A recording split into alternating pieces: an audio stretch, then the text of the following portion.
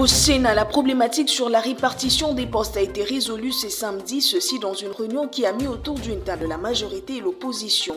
Examen et adoption du programme d'action du gouverneur Daniel Bumba, la cérémonie a eu lieu ce samedi à l'Assemblée provinciale de Kinshasa et s'est suivie de l'investiture du gouverneur et de son gouvernement.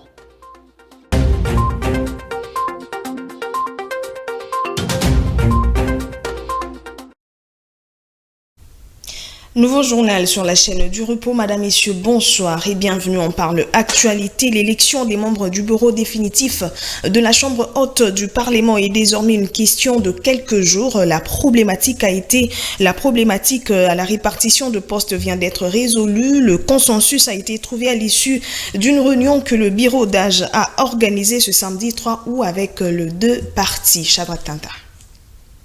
Le bureau définitif de la Chambre haute du Parlement sera bientôt connu ce samedi 3 août dans la salle Kivu du Sénat. Les sénateurs, tant de l'opposition que de la majorité, ont trouvé un consensus sur la problématique liée à la répartition de postes. À l'issue de cette réunion, le premier secrétaire du bureau provisoire a fait part à la presse du quota des répartitions. Ivan Kazadi Kankonde a souligné que sur les 7 postes du bureau définitif, 6 reviendront à la majorité contre un seul à l'opposition. Il s'agit d'un préalable à la réception même des candidatures au poste du bureau définitif. Et à l'issue de cette rencontre, sur base du poids numérique, la majorité a obtenu 6 postes et l'opposition 1. Pour les postes que la majorité a obtenus, nous avons le poste de président du Sénat, le premier vice-président, le deuxième vice-président, les rapporteurs, les questeurs et les questeurs adjoints. Pour l'opposition, un seul poste donc, les rapporteurs adjoints. Le rapporteur de la Chambre haute du Parlement a également annoncé la date pour le dépôt des candidatures à l'élection du bureau définitif. C'est le lundi 5 juillet 2024 que chaque candidat pourra le faire. Ce que je peux vous dire aujourd'hui, c'est qu'à l'issue de cette rencontre, 48 heures après, vu que le consensus a été trouvé, nous devons passer à l'étape de dépôt des candidatures. Comme l'indique le règlement intérieur du Sénat en son article 26 alinéa 3, la répartition des postes se fait par consensus 48 heures avant le dépôt des candidatures. Il s'y est de rappeler que l'élection du bureau définitif a été reportée à une date ultérieure. Ce report a été dû au fait que les familles politiques n'avaient pas fixé le nombre et l'importance des postes qui devaient revenir à chaque famille politique pour l'élection du bureau définitif. Faisons un pas en arrière pour parler de la célébration, la commémoration du Génocoste du 2 août 2024 à Kinshasa. Une cérémonie de grande envergure a été organisée au chapiteau du Palais du Peuple en hommage aux millions de victimes compatriotes congolais tombés suite à la barbarie des Rwandais et leurs supplétifs du M23, organisé par le gouvernement par les billets du vice-premier ministre et ministre de la fonction publique Jean-Pierre Liaou, représentant de la première ministre. Cette cérémonie était une occasion pour sensibiliser la communauté nationale et internationale sur les drames perpétrés dans l'Est de la République démocratique du Congo. Nico Kassanda. Une cérémonie grandiose de commémoration du génocide congolais s'est tenue au chapiteau du Palais du Peuple, où les participants en majorité des Noirs vêtus se sont réunis pour rendre un hommage à des dizaines de millions de Congolais morts à la suite des guerres et conflits armés qui endeuillent depuis près de 30 ans la République démocratique du Congo dans sa partie Est. Organisée par le gouvernement de la République, la cérémonie a connu la présence du vice-premier ministre et ministre de la fonction publique Jean-Pierre Liaou, d'autres membres du gouvernement, le directeur de cabinet du chef de l'État Anthony Kinzo et de plusieurs autres invités. Représentant la première ministre en mission à Kisangani, le vice-premier ministre de la fonction publique a eu des mots justes pour circonscrire cet événement. On peut parfois s'interroger sur comment dirige-t-on un pays, continent comme la RDC avec toutes ces réalités macabres et arriver quand même à trouver du sommeil. Comment? Et à cette question, personne ne saurait vraiment y répondre. Voilà pourquoi, si la salle est d'accord, je sollicite que nous rendions, on le fait rarement, hommage à son Excellence, Monsieur le Président de la République, sous vos applaudissements, commandant suprême des FARDC, sur sur les épaules de qui repose et pèse le fardeau du rétablissement et de la restauration de la paix dans notre pays. Ces crimes perpétrés en terre congolaise ne doivent pas tomber dans les oubliettes, a renchéri Jean-Pierre Liaou. La journée du 2 août rappellera désormais à l'opinion nationale et internationale le souvenir macabre des atrocités dont le principal mobile reste l'exploitation illicite des ressources naturelles de la RDC. La cérémonie s'est clôturée par quelques témoignages et la projection de quelques vidéos du Génocost. Le ministre de la Communication et Médias et porte-parole du gouvernement Patrick Muyaya et le porte-parole des forces armées de la République démocratique du Congo, les majors Sylvain et Ekenge, ont co-animé un spécial briefing presse à la mairie de Kisangani. Sachez qu'une campagne de soutien aux forces armées de la RDC et d'éveil patriotique dénommée Tout pour la patrie a été lancée. C'était le vendredi 2 août 2024. Lucas revient. À partir de Kisangani, chef-lieu de la province de la Chopo où il séjourne, le ministre de la Communication et Médias, Patrick Muyaya, a co-animé le briefing avec le porte-parole de l'armée, le général Sylvain Ekenge. Briefing consacré au Génocost. Patrick Muyaya a rappelé d'entrée de jeu que depuis 1994, la RDC paye le prix du génocide rwando-rwandais. Patrick Muyaya a d'entrée de jeu rappelé que depuis 1994, la RDC paye le prix du génocide rwando-rwandais. Nous voulons, dans la dynamique que nous avions lancée il y a quelques mois, Bendele Koyate, lancer la campagne Tout pour la patrie. Plus qu'un cri de guerre, c'est un appel au don de soi pour la patrie, un engagement patriotique renouvelé à utiliser toutes les ressources à notre disposition pour combattre individuellement et collectivement avec la dernière énergie cette agression et tous ceux qui s'érigent en ennemis pour le développement de notre pays. De son côté, le porte-parole de l'armée a annoncé un nouveau recrutement en vue de renforcer l'effectif des militaires, faisant remarquer qu'on ne vient pas dans l'armée par manque d'emploi. Nous allons commencer une campagne de recrutement. On va recruter. Et ce que je voudrais dire aux jeunes Congolais, c'est ces messages forts qui comprennent qu'on ne vient pas dans l'armée parce qu'on n'a pas d'emploi. On ne vient pas dans l'armée pour chercher de l'argent. On ne vient pas dans l'armée pour chercher les grades. On vient dans l'armée par vocation pour défendre l'intégrité territoriale du pays, défendre nos frontières et défendre et protéger nos populations et leurs biens. Signalons qu'au cours de cette cérémonie, une campagne a été lancée dénommée Tout pour la patrie. Quittant la Chopo pour le Lualaba, la gouverneure de cette province, Fifi Masuka Saini, a rendu hommage aux victimes de la guerre de 6 jours des Kisangani. Pour ce faire, un culte spécial a été organisé dans la province à laquelle a pris part la chef de l'exécutif provincial et plusieurs institutions de la province, dont l'Assemblée provinciale, les confessions religieuses, les entreprises publiques et privées, et quelques questions de recommander toutes les victimes de la dite guerre à l'Éternel et en même temps dédier la nation à l'Éternel. Suivez. C'est au tour de la gouverneure Fifi Masuka Saini et son vice-gouverneur Clément Mufunji Karl que toutes les forces vives du Lualaba, en l'occurrence le président de l'Assemblée provinciale, Mervi Kassia, les membres de l'exécutif sortant, les partis et regroupements politiques, les confessions religieuses, les entreprises publiques et privées. J'ai vu une maman qui était étendue par terre. Elle était déjà morte.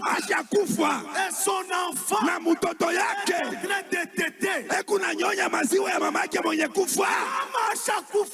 La mère est déjà morte. La province du Lualaba s'est alignée au mot d'ordre édicté par le président de la République en commémorant pour la 2e fois consécutive le Génocost par un culte écuménique.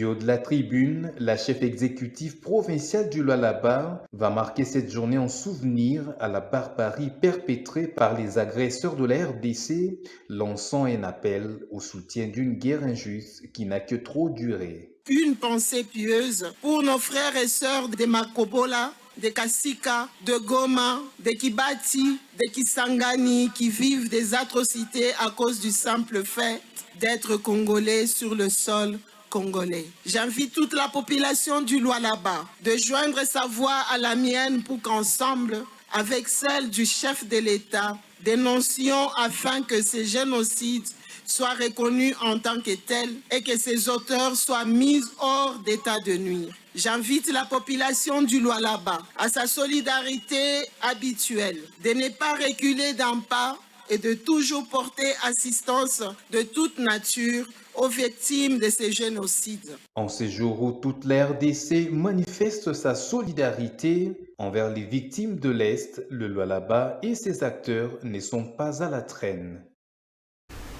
Génocost, on en parle encore. Plusieurs Congolais ont donné la voix après la célébration, la commémoration de la deuxième édition du Génocost congolais le vendredi 2 août à Kisangani dans la province de la Chopo.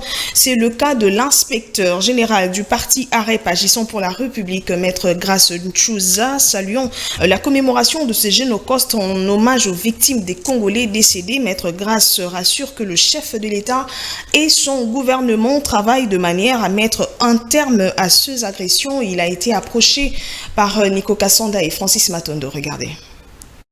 En rapport avec la commémoration du génocide congolais, Maître Grace Nchouza s'est réjoui du fait que son plaidoyer d'antan a porté des fruits pour célébrer le Génocost en mémoire des victimes des actes de barbarie. Que j'étais parmi les gens, les jeunes de la société civile qui ont mené le plaidoyer pour que les génocides congolais soient célébrés régulièrement en mémoire de ceux qui ont été victimes des actes de barbarie. C'est pour cela qu'aujourd'hui, comme acteur politique d'un des grands partis politiques de la République démocratique du Congo, je ne peux que me sentir dans la joie.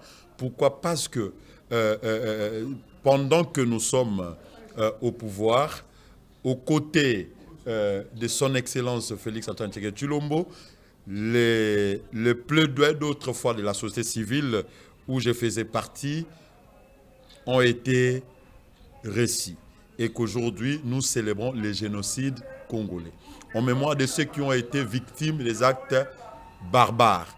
Selon l'inspecteur général du parti AREP, le chef de l'État travaille efficacement pour que ces actes d'agression dont sont victimes les compatriotes de l'Est s'arrêtent. Le gouvernement congolais auquel je suis conseiller est en train de travailler au fond pour que ces choses-là s'arrêtent. Le chef de l'État, Félix-Antoine Tshisekedi Tshilombo, le gouvernement qui participe mon parti politique agissant pour la République démocratique du Congo, ils mettent de l'intelligence, de l'énergie pour que cette homogénéité s'arrête. Vous savez, c'est un problème qui a duré 26 ans et la solution peut venir aujourd'hui ou demain, mais il faudrait se lancer dans le processus de la solution. Cet acteur politique rassure que le meilleur est à venir avec la détermination du président de la République et du gouvernement. Et dans un autre chapitre, le collectif des ministres provinciaux de la République démocratique du Congo annonce une série de manifestations à Kinshasa pour réclamer le paiement de 35 mois d'arriérés de leur salaire. Le 7 août 2024 est donc la date choisie pour les débuts de ces marches et sit-ins devant les institutions du pays. Regardez. La marche du collectif des ministres provinciaux de la République démocratique du Congo partira de l'avenue de Libération, ex-24 novembre, avant de chuter au ministère du Budget. C'est donc l'itinéraire du premier jour d'une série de manifestations de 3 jours, soit le 7 août. Le deuxième jour, soit le jeudi 8 août, la marche partira du boulevard Lumumba pour un sit-in au ministère des Finances. Et le troisième et dernier jour, Vendredi 9 août, les manifestations commenceront du boulevard du 30 juin jusqu'au point de chute qui est la primature. Dans une correspondance adressée au gouvernorat de la ville-province de Kinshasa, le collectif annonce réclamer le paiement de 35 mois d'arriérés de leur salaire. Notez que le collectif compte étendre ses manifestations dans toutes les 26 provinces de la République démocratique du Congo à travers les ministres provinciaux non présents à Kinshasa, leurs cabinets et leurs familles respectives.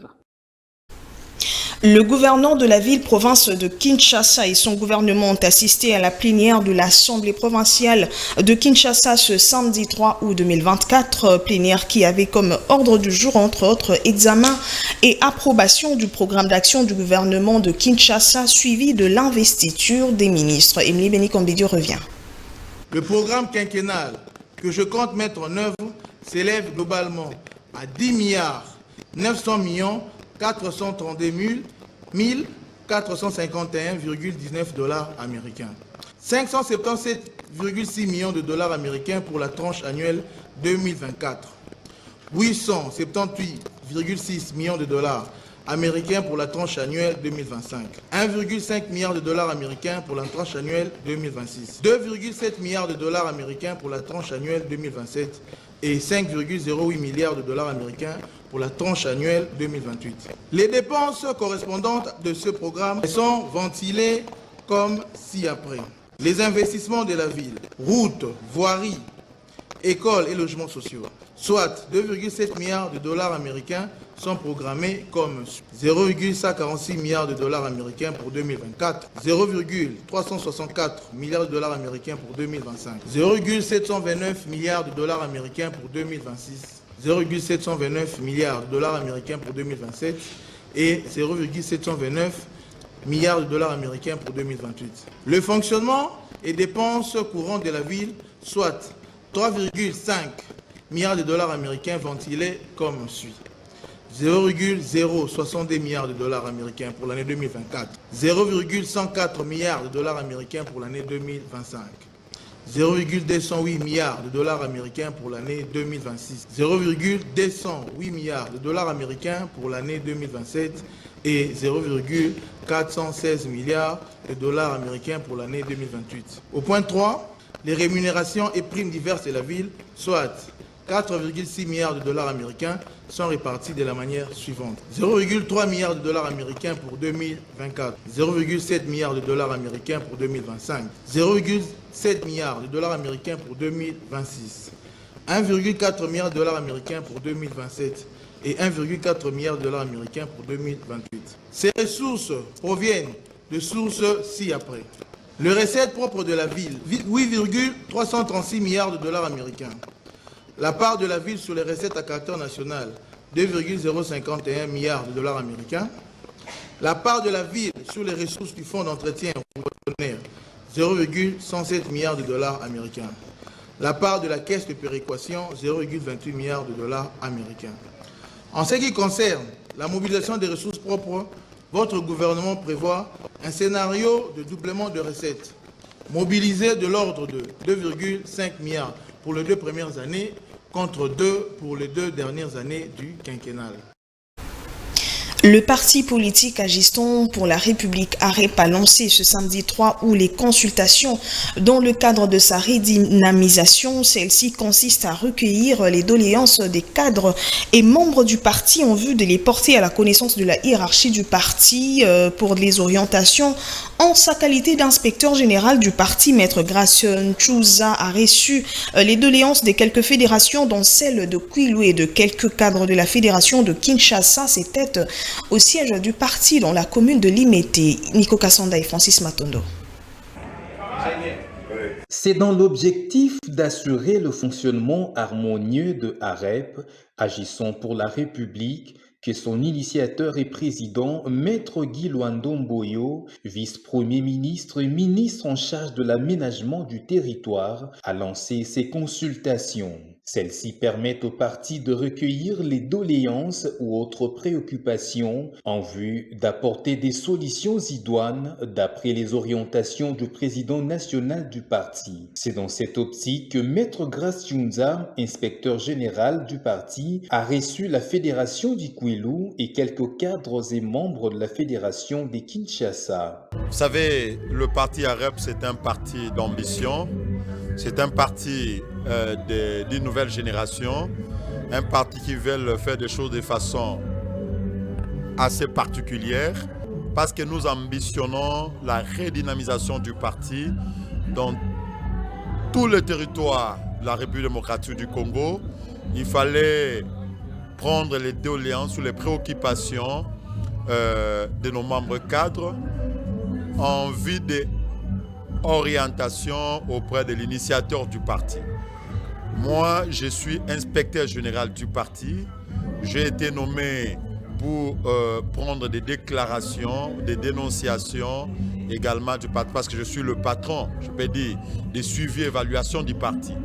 C'est dans ce sens-là, comme auditeur à la fois et contrôleur des activités ou du patrimoine du parti, il y a eu des gens qui avaient certainement des orientations à nous donner pour pouvoir soumettre ça auprès de l'initiateur du parti, son Excellence, ministre d'État en charge de l'aménagement du territoire, Maître Guy Luandomboyo, qui va lever les options pour la vie et la survie du parti dans de différentes fédérations. Nous avions reçu également certains de nos membres cadres du parti de la ville de Kinshasa.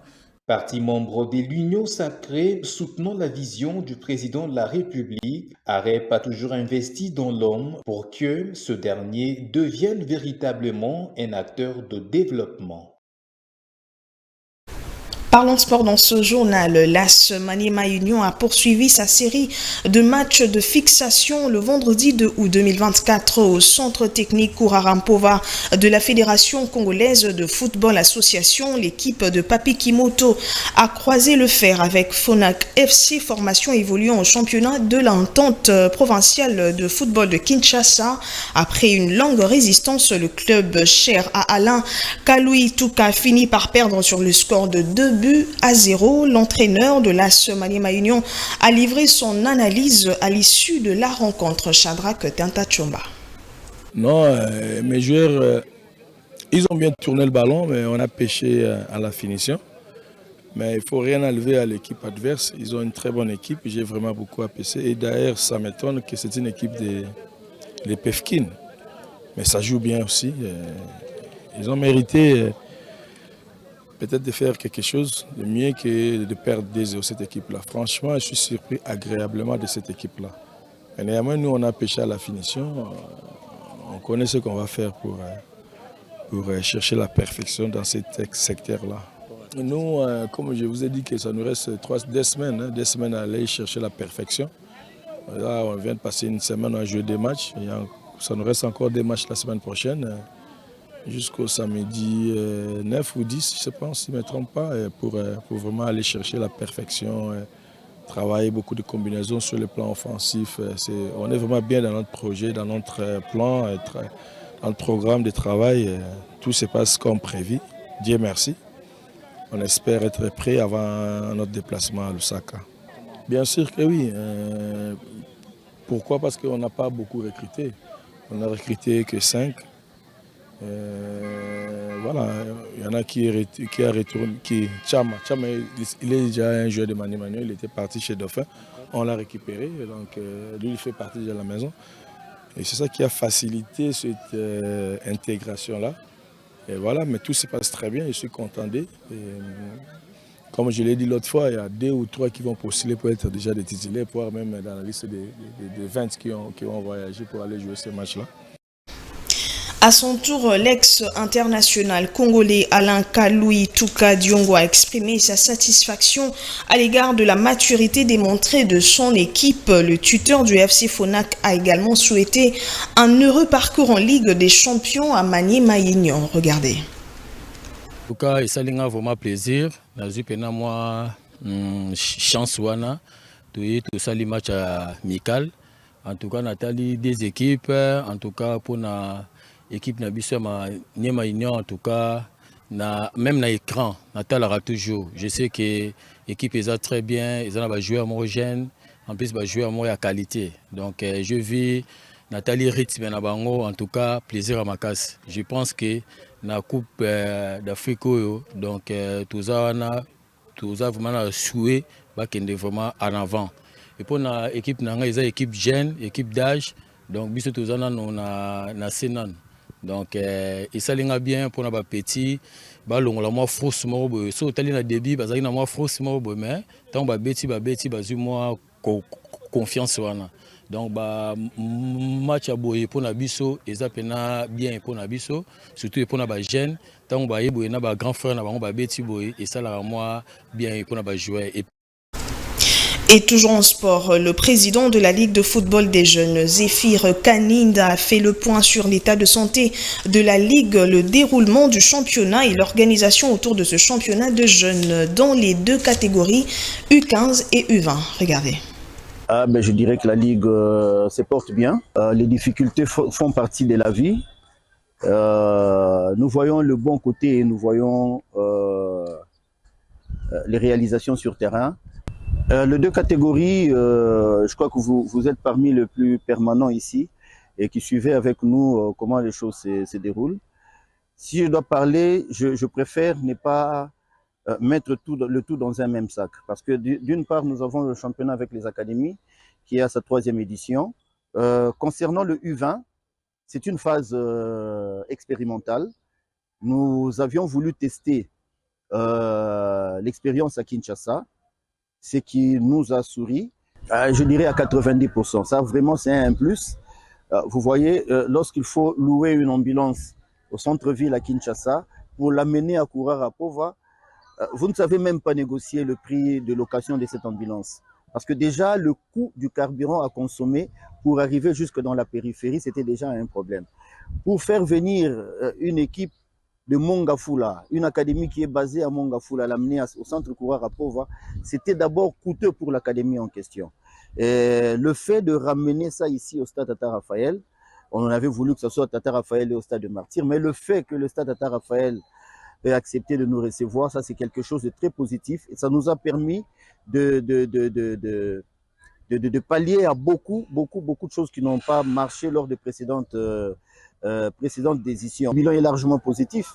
Lorsque vous m'avez posé la question de savoir si la délocalisation a pu apporter quelque chose, je l'ai dit, sur le plan communicationnel, ça a apporté un plus. Sur le plan de l'engouement, tout le jeune de Matongé, de Limité, il y a des enfants qui viennent avec leurs parents pour suivre le match. Sur le plan de l'engouement, ça a permis à ce qu'on découvre en fait cette compétition, comment elle s'organise.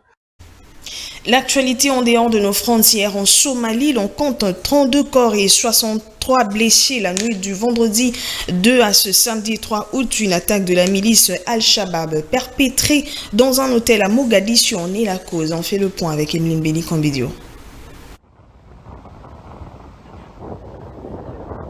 Cette attaque est de la filiale d'Al-Qaïda en Afrique de l'Est. Al-Shabaab a elle-même déclaré à travers sa radio que ce sont ses combattants qui ont fait irruption dans cet hôtel de Mogadiscio. Parmi les victimes se trouve un soldat et des civils. Un autre soldat se trouve parmi les blessés. Un témoin a déclaré avoir vu un kamikaze avec une veste explosive quelque temps avant de se faire exploser à côté de l'hôtel. Une autre attaque s'est déroulée samedi à 40 km de la capitale. Un véhicule de tourisme a heurté une bombe placée en bord de route. Ces attaques surviennent un mois après la phase du retrait des troupes de maintien de la paix dans le cadre de la mission de la transition de l'Union africaine. Rappelons que la milice Al-Shabaab contrôle des parties du sud et du centre de la Somalie, menant dans l'entretemps des attaques à Mogadiscio et d'autres régions, ce qui leur permet d'extorquer les millions de dollars par an aux habitants et aux entreprises. Ces derniers ont un seul but, imposer l'État islamique en Somalie.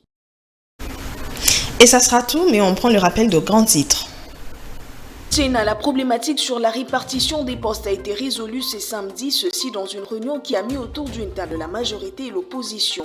Examen et adoption du programme d'action du gouverneur Daniel Bumba, la cérémonie a eu lieu ce samedi à l'Assemblée provinciale de Kinshasa et s'est suivie de l'investiture du gouverneur et de son gouvernement.